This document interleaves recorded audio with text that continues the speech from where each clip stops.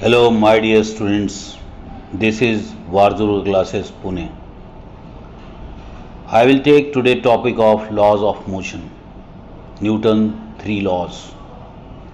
First law: every body continue state of rest.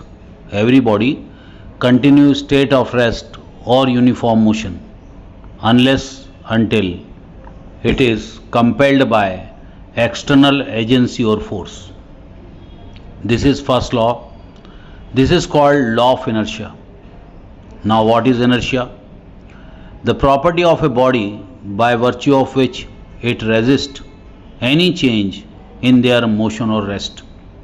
कोई body अगर रुकी रहती है तो रुकी रहना चाहती है और चल रही है तो चलती रहना चाहती है, जब तक कि हम बाहर से कोई अनबैलेंस्ड फोर्स ना लगा दिया जाए।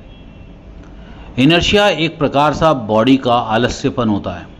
जैसे आप सुबह सोते हो और कोई उठाना चाहता है, आप उठना नहीं चाहते, वो जो प्रॉपर्टी होती है वही इनर्शिया होती है रेस्ट का। आप खेलते रहना चाहते हो, सिर्फ खेलते रहना चाहते हो, आप नहीं चाहते कि मेरा खेल रुके, वो भी एक इनर्शिया होता है, inertia of motion. Inertia of rest में बॉडी की पोजीशन तभी चेंज हो सकती है जब उसका फोर्स इनर्शिया से ज़्यादा हो।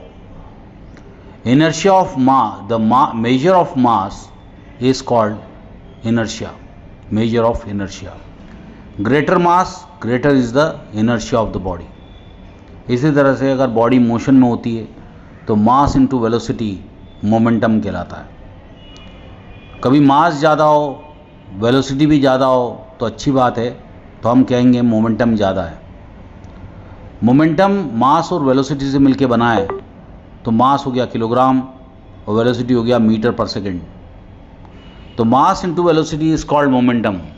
अगर एक हाथी 2 मीटर पर सेकेंड की रफ्तार से दौड़ता है और एक बिल्ली 2 मीटर पर सेकेंड की रफ्तार से दौड़ती है, तो हम कहेंगे कि हाथी का मोमेंटम ज़्यादा है और बिल्ली का कम।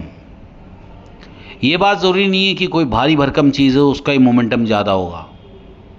एक बंदूक से निकली हुई गोली, उसका मोमेंटम बहुत ज़्यादा हो सकता है क्योंकि उसकी वेलोसिटी बहुत ज़्यादा है। तो दोनों का प्रोडक्ट जो होता है मास इनटू वेलोसिटी, इसकी वैल्यू अगर ज़्यादा है तभी अपन बोल सकते हैं मोमेंटम ज़्यादा है।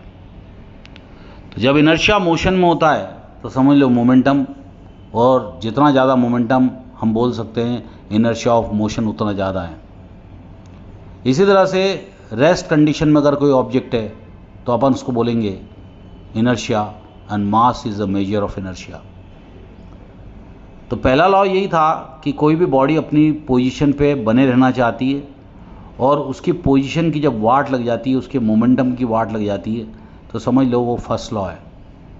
तो every body continue state of rest और uniform motion unless until it is compelled by external agency और फोर्स।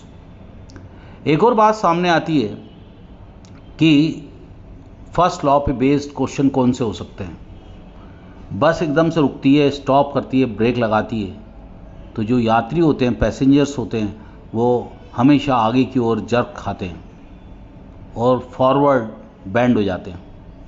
उसका कारण होता है कि पूरी बॉडी पहले इनर्शिया ऑफ मोशन में रहती है बस के साथ, और जैसे ही अपन बस का ब्रेक लगाते हैं, lower portion of the body come in the inertia of rest suddenly, but the upper body of the person remain in the inertia of motion. इस कारण से वो आगे की ओर जर्क लगता है उसको, और कभी कभी चोट भी लग जाती है। सडनली गाड़ी अगर चालू होती है, बस चालू होती है, स्टार्ट लेती है, तो पर्सन को बैकवर्ड जर्क लगता है, उसका भी कारण वैसा ही है। Suddenly lower portion come in the inertia of motion and upper portion remain in the inertia of rest, तो ये बैकवर्ड उसको फॉल, बैकवर्ड गिरता है वो। इसी तरह से कॉइन अगर रखी हुई है किसी टम्बलर पे या किसी ग्लास पे, और हम लोग उसके ऊपर का पेज एकदम से खींच लें, कॉइन के ऊपर पेज जो रहता है नीचे उसको खींच लें, तो कॉइन ग्लास में गिर जाती है, क्योंकि पेज जो होता है वो इनर्शिया ऑफ मोशन में जाता है और कॉइन इनर्शिया ऑफ रेस्ट में ले जाती है, इसलिए वो गिर जाती है।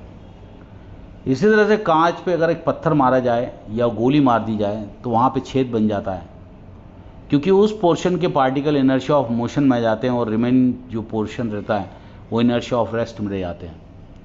तो इस तरह के क्वेश्चंस आते हैं एग्जाम में जो first law of a based है। तो every body continue state of rest और uniform motion unless until it is compelled by external agency or force.